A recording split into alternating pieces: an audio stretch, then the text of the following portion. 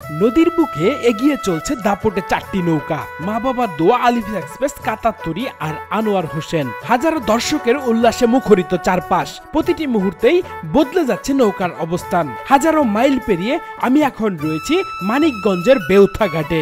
শেষ পর্যন্ত কে হবে চ্যাম্পিয়ন? দেখুন, শুরু হয়েছে আজকের চারটি নৌকার অসাধারণ বাইচ। আপনারা সবার সামনে যে নৌকাটি দেখতে পাচ্ছেন, এটি হলো মা বাবার দোয়া। ঠিক তার পেছনে যে নৌকাটি রয়েছে সেটি হলো আলিফ এক্সপ্রেস, এবং তার পেছনে যে নৌকাটি রয়েছে কাতারতরী, তার পেছনে রয়েছে আনোয়ার হোসেন। চারটি নৌকার উল্লেখযোগ্য মোমেন্ট কিন্তু চলমান।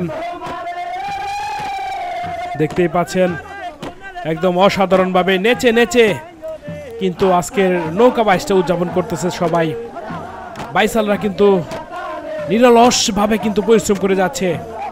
দেখতেই পাচ্ছেন গ্রাম বাংলার ঐতিহ্য, সেই হারিয়ে যাওয়া বিনোদন নৌকা বাইচ প্রতিযোগিতায় ফিরেছে কিন্তু মানিকগঞ্জবাসী।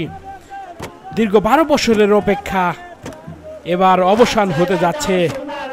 সেই কালীগঙ্গা নদীর বুকে বেসেছে কিন্তু নৌকা। দেখতে পাচ্ছেন অসাধারণ নৌকা বাইচ প্রতিযোগিতা চলমান। সামনে এগিয়ে গিয়েছে কিন্তু মা বাবার দোয়া, তার পেছনেই যে নৌকাটি রয়েছে সেটি হলো আলিফ এক্সপ্রেস, তার পেছনেই কাতারতরী, তার পেছনে আনোয়ার হোসেন। অতএব চারটি নৌকার অসাধারণ বাইচ কিন্তু চলমান। দেখতেই পাচ্ছেন বন্ধুরা, সবুজ কালার যে জার্সি পরে রয়েছে তারা আনোয়ার হোসেন, তারা কিন্তু পিছনে পড়ে গিয়েছে।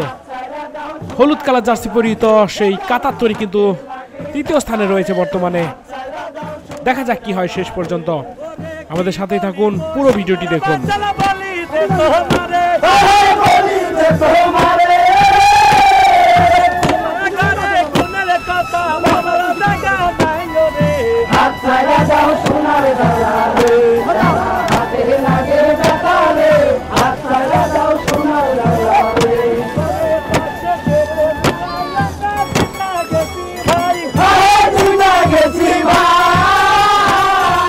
দেখতে পাচ্ছি মা বাবার দোয়া প্রথম হলো, দ্বিতীয় আলিফ এক্সপ্রেস, তার পেছন থেকেই যাচ্ছে কাতারতরী, তার পেছনে আনোয়ার হোসেন।